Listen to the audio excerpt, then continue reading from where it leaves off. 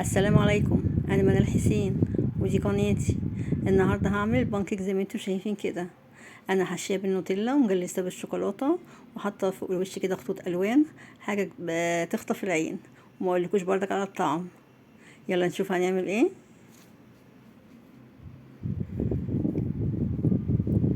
معانا 100 جرام من السكر، نص كوبايه سكر.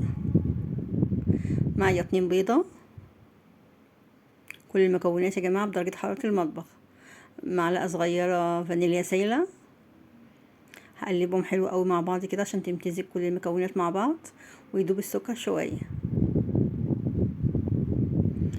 هضيف 160 ملي من الحليب، اكتر من نص كوبايه شويه. هقلبهم حلو قوي. في المرحله دي انا هضيف بقى معايا معلقه زيت ومعلقه من الخل. هقلبهم بردك.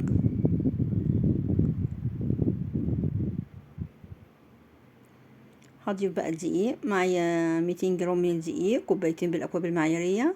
انا دي نخله قبل التصوير مرتين عشان تطلع معايا يطلع معايا البانكيك هش. معايا بقى معلقه كبيره بيكنج باودر، 15 جرام باودر. هبتدي اقلب ده كله حلو قوي مع بعض كده لحد ما يختفي معايا الدقيق. ممكن تستعملي دي عادي او دي مخصص للكيك. هو ده القوام المظبوط زي ما انتوا شايفين كده. معايا بقى كيس حلواني وهفضي فيه خليط هنزل بالخليط بتاع البانكيك.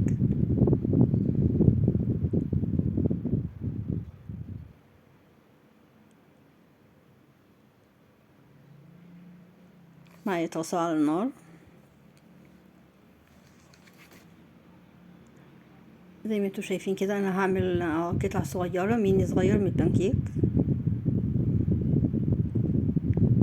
اول ما تطلع الفقاقيع فوق الوش زي ما انتوا شايفين كده كده انا هيبقى المفروض لازم يتقلب، ما نسيبوش كتير على النار عشان ما يتحرقش معانا.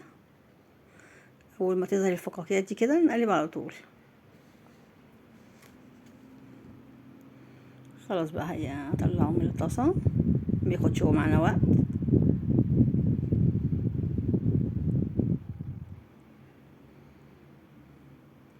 نعمل 3 وحدات كمان.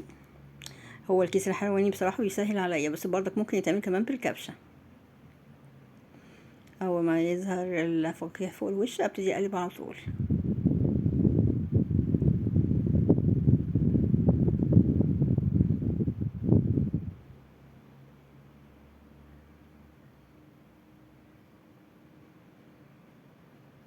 خلصت كميه زي ما انتوا شايفين كده، عملت كميه معايا حلوه قوي. شايفين السوا من فوق ومن تحت وطريه جدا وهشه. معانا 250 جرام من الشوكولاته الخام. معلقتين من الزيت وهحطها على حمام ميه عشان تسيح معايا الشوكولاته، او ممكن جوه الميكرويف. معايا بقى دلوقتي انا شوكولاته نوتيلا.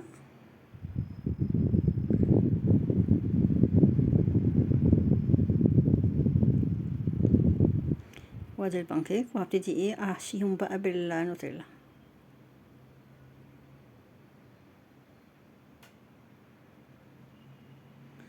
هي بس عشان النوتيلا ساقعه شويه مطلعها من التلاجة.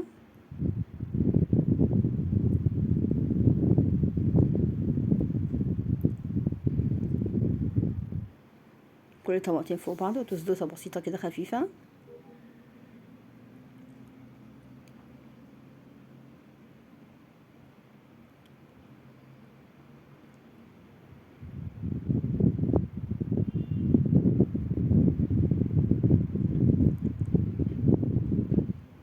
خلصت الكميه كلها زي ما انتم شايفين كده. وادي الشوكولاته معايا دابت اهيت ساحت. انزل بالبانكيك زي ما انتم شايفين كده هجلسها.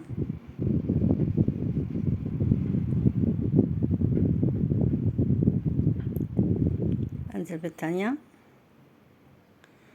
وبالمعلقه كده ارفعها احطها على الشبكه.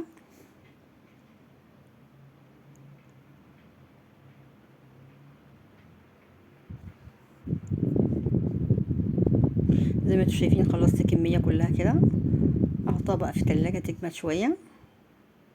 دلوقتي بعد ما جمدت الشوكولاتة معايا بقى الالوان اللي هي الجل اللي هي الوان الزيت بتاعت الشوكولاتة.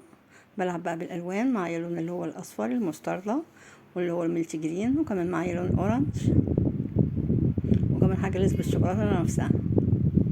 اعمل خطوط بردك بالشوكولاتة. الالوان دي جماعة حلوة اوي، بتخطف العين زي ما انتوا شايفين كده. شايفين شكلها حاجة اخر جمال. احطها بردك في التلاجة شوية كده عشان تمسك. دلوقتي ما حطيتها في طبق التقديم. شايفين شكلها ازاي؟ وما اقولكوش بقى بردك على الطعم.